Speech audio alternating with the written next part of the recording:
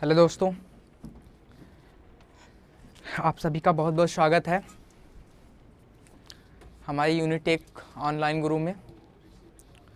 जैसा कि हम लोग लेके चल रहे हैं समांतर श्रेणी का जो सीरीज लेके चल रहे हैं, अब हमारी कहानी कहाँ तक पहुँची है कि समांतर श्रेणी के यन पदों का योग, यन टर्म्स का सम ऑफ यन टर्म्स निकालेंगे। कैसे निकालेंगे, पहले फार्मूले को समझेंगे, फिर उसके बाद हम लोग क्या करेंगे, क्रम वाइज क्वेश्चन को सॉल्व करेंगे।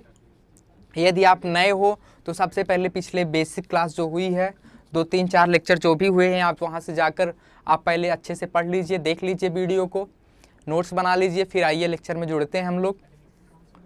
फिर हम लोग इसके बाद पहला लेसन के बाद फिर सेकंड, थर्ड, फोर्थ क्रम वाइज पूरी सीरीज जितनी है, आपके जितने चैप्टर हैं फर्स्ट सेमेस्टर को सब लोग मिलकर हम लोग इसको कवर करेंगे। सारे कॉन्सेप्ट, थ्योरी प्लस अच्छे अच्छे क्वेश्चन सब हम लोग मिल के सॉल्व करेंगे। तो चलिए चलते हैं।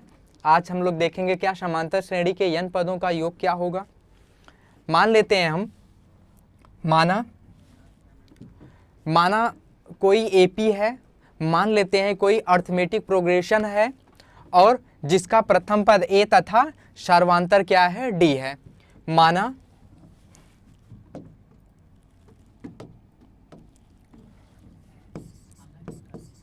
माना कोई समांतर श्रेणी है, माना कोई समांतर श्रेणी एपी जिसका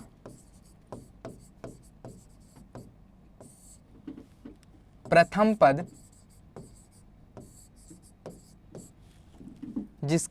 पद ए और सर्वांतर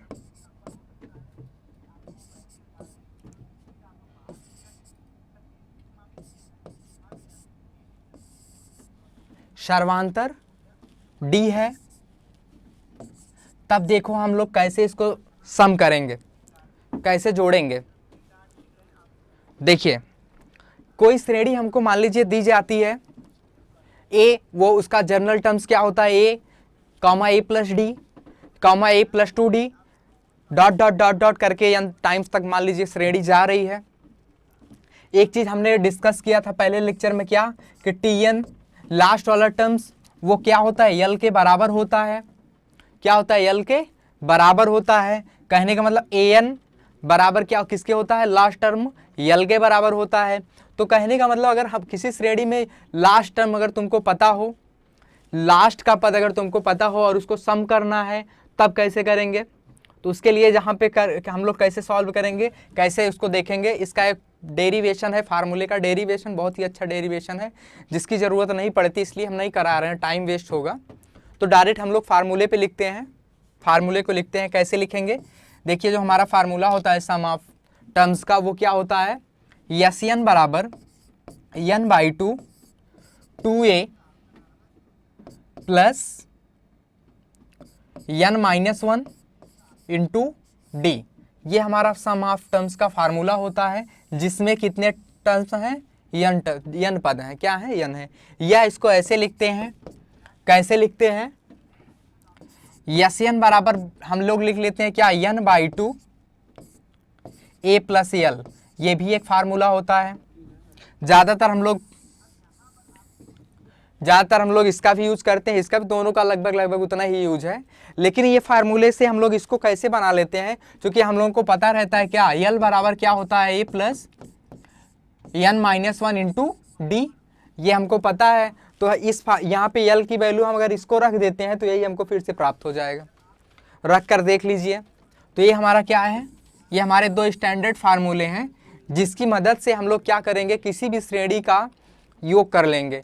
अब बताओ, इस योग मतलब मान चलिए अगर आपको दे दिया जाए 2 + 4 + 6 + dot dot dot dot dot 100, ऐसे मान लीजिए दे दिया गया।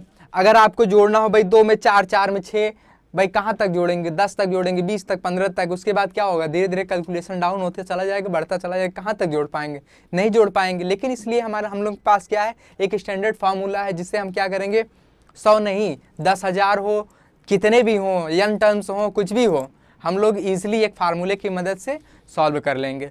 तो चलिए एक एक क्वेश्चन करके हम लोग सॉल्व करके देखते हैं।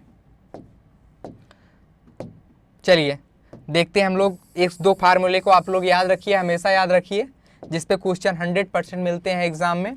फिर से एक बार रिवीजन कर लीजिए। एस एन बराबर n बाई 2, ब्रेकेट में क्या होता है 2n plus n minus 1 into D, या एस एन बराबर n by 2 a plus L, L की जहाँ यल क्या है, लास्ट टर्म्स है, अंतिम पद है, और यल बराबर a plus n minus 1 into D, ये हमारा फार्मूला होता है। चलिए एक एक क्वेश्चन करके हम लोग सॉल्व करते हैं।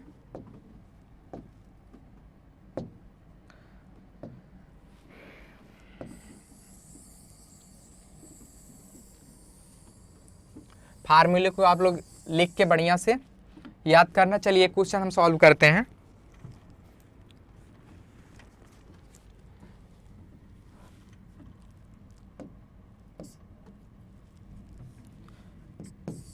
देखिए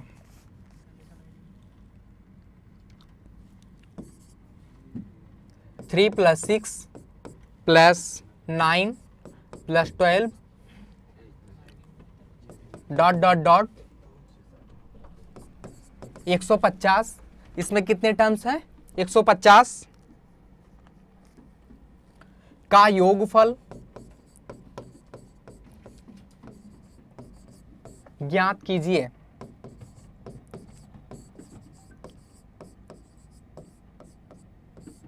चलिए देखते हैं क्वेश्चन को हम लोग सॉल्व करते हैं।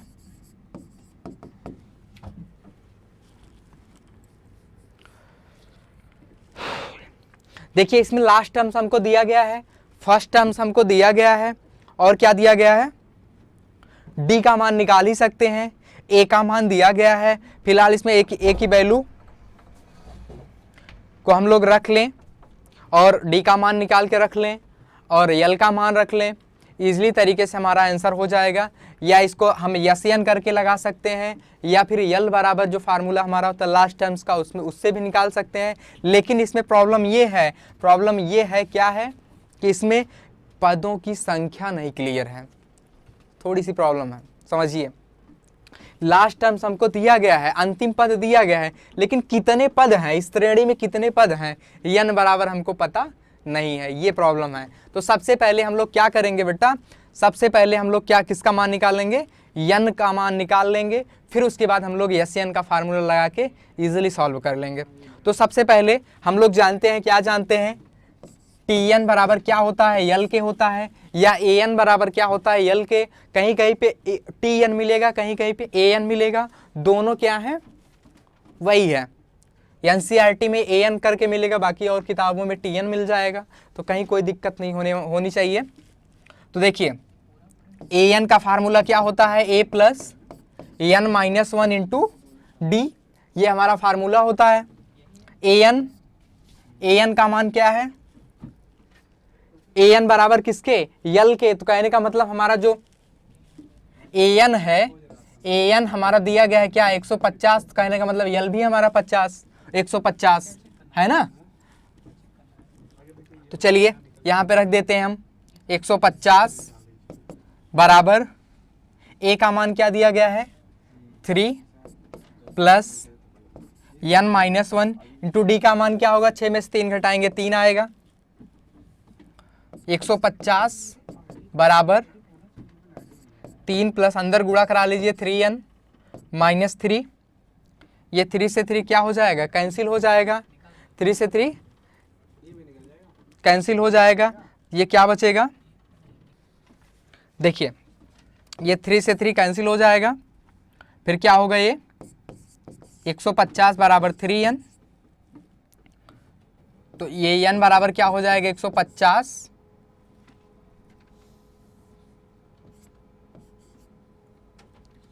n बराबर क्या हो जाएगा 150 बटे 3, तो n बराबर 50। अब यहां से देखिए n की वैल्यू भी हमको ज्ञात हो गई। अब इसके बाद क्या करेंगे हम लोग, अब निकालेंगे किसका मान, n का मान पता हो गया, और हमको ज्ञात क्या करना है, यस एन ज्ञात करना है, तो यस एन ज्ञात करने के लिए हम लोग क्या करेंगे, फार्मूला लगाएंगे। यस एन बराबर क्या होता है, एन बाई टू ब्रेकेट में 2a plus N minus one into D, ये हमारा फार्मूला होता है। तो चलिए रख दीजिए, यस एन बराबर क्या होता है, n by two 2a plus N minus one into D, ये हमारा फार्मूला होता है। अब यहाँ पे एन की वैल्यू हमारी निकल चुकी है कितनी, 50, तो ये हो जाए क्या 50/2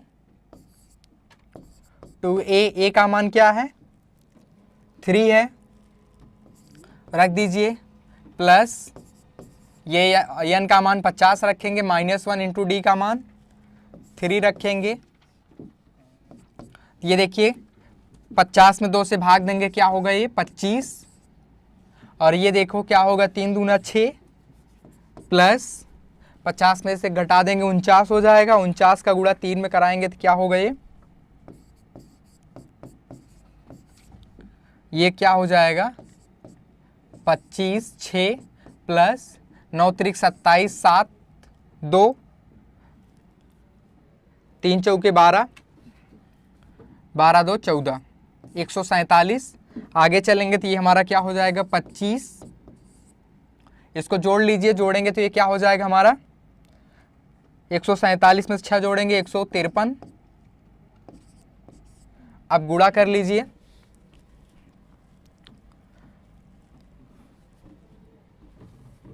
गुणा करके आंसर हम लोग लिख देते हैं यहाँ पे, यस एन बराबर 25 गुणे 153 करेंगे तो ये क्या हो जाएगा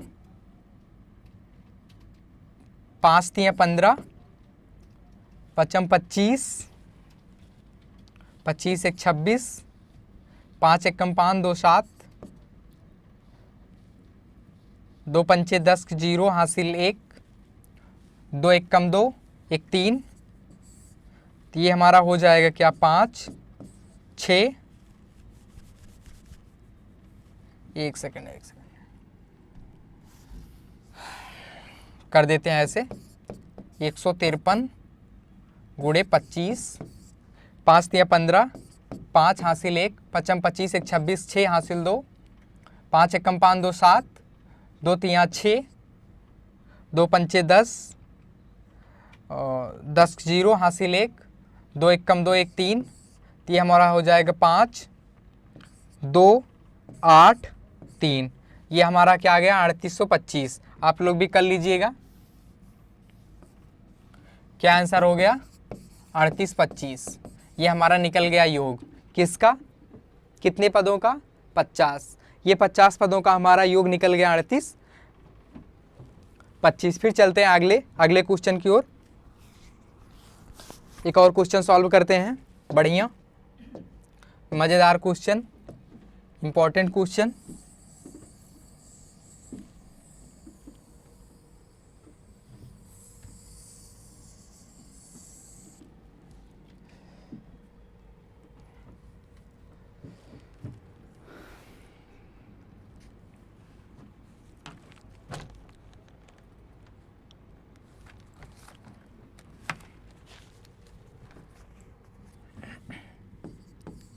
देखिए, यदि किसी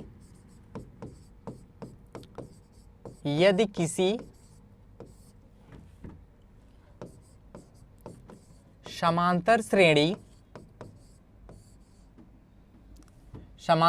को हम एपी लिख देते हैं शॉर्ट फॉर्म में,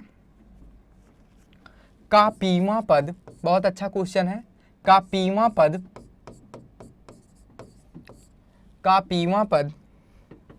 1/q है, तथा क्यूवां पद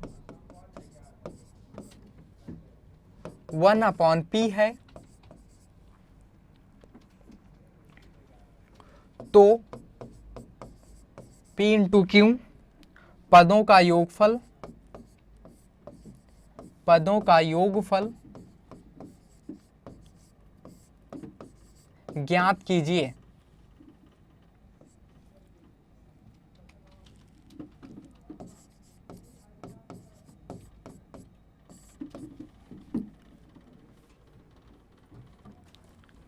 चलिए क्वेश्चन को सॉल्व करते हैं।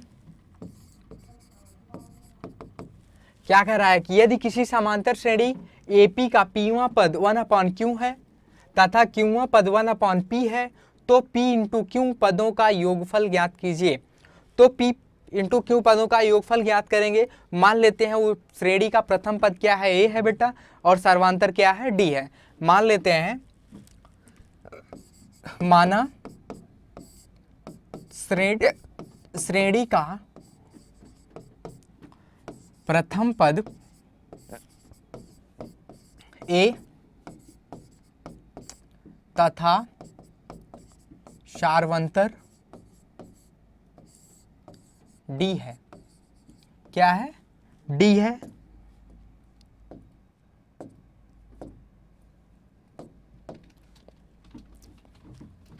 अब क्या कह रहा है कि Pवां पद क्या है, 1/Q है। तो कहने का मतलब TP बराबर क्या है, 1/Q है। तो TP, और बताओ अगर TP निकालेंगे तो क्या होगा, जैसे हम लोग TN निकालते हैं वैसे TP निकालेंगे तो क्या हो जाएगा, A plus P minus 1 into D हो जाएगा बराबर 1/Q। इसको समीकरण नंबर 1 डाल दीजिए। इसी तरीके से क्या कह रहा है, आगे क्या कह रहा है, Qवां पद 1/P है। तो कहने का मतलब Qवां पद का मतलब TQ बराबर क्या है, 1/P है। तो TQ क्या होगा, A plus Q minus 1 into D बराबर 1/P। समीकरण नंबर 2 डाल देते हैं इसको। अब क्या करते हैं कि समीकरण 1 तथा 2 को घटा देते हैं। समीकरण 1 तथा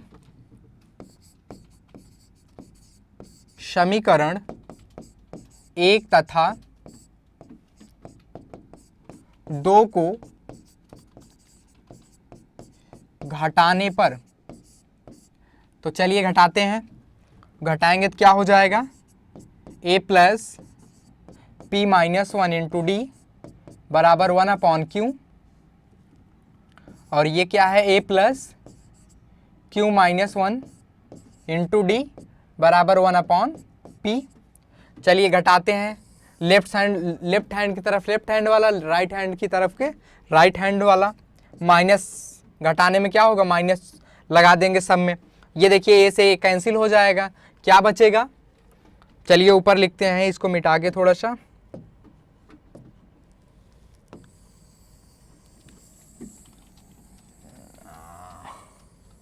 चलिए घटा के लिखेंगे तो क्या हो जाएगा, ये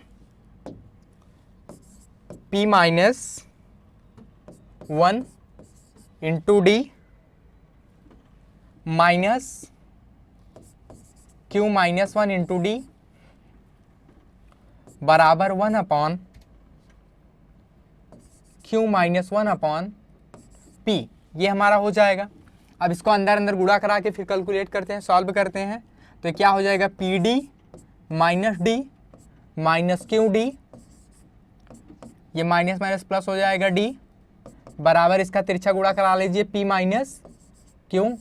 हल कर लेते हैं ना। फिर आगे क्या होगा, ये D से D कैंसिल हो जाएगा। यहाँ से D कॉमन ले लीजिए। D कॉमन लेने के बाद क्या बचेगा बच्चों, P माइनस Q बचेगा बराबर P minus Q upon P into Q।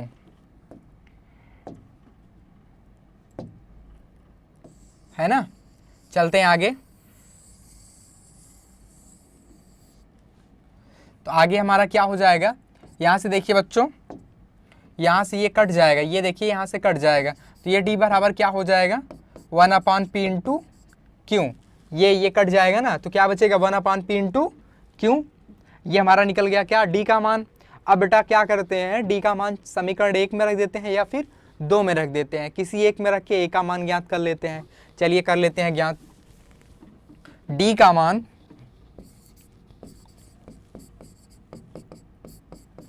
समीकरण 1 में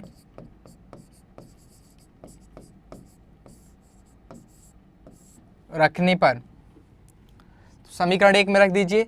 समीकरण हमारा एक क्या था, A plus P minus one into D बराबर क्या था, 1/q था ना। तो रख दीजिए डी का मान, a plus P minus one, D का मान क्या रखेंगे, 1/p इंटू क्यू बराबर 1/q। अब इसका अंदर गुणा करा लीजिए, गुणा कराइए, क्या होगा, a plus p into Q minus 1/p into Q बराबर 1/q। यहाँ से देखिए p से p कैंसिल हो जाएगा एक, तो क्या बचेगा, a plus 1/q minus 1/p into Q बराबर 1/q। सबको उस तरफ लेके चले जाएंगे तो a बराबर हमारा क्या हो जाएगा, a बराबर हमारा क्या निकलेगा, 1/q minus 1/q plus 1/p into Q.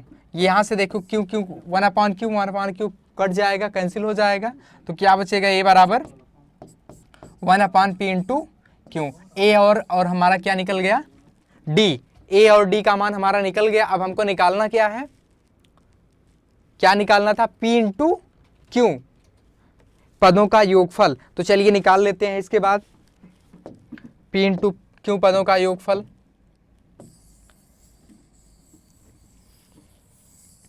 चलिए तो निकालेंगे तो ये हमारा क्या हो जाएगा,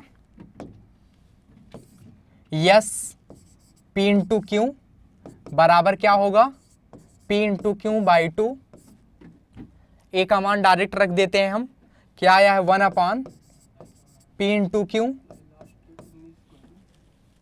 प्लस n माइनस वन, लेकिन यहाँ पे क्या है, n के स्थान पे p इंटू क्यू है, तो क्या रखेंगे, p into Q minus one into D, D का मान क्या रखेंगे, 1/p इंटू क्यू रख देंगे।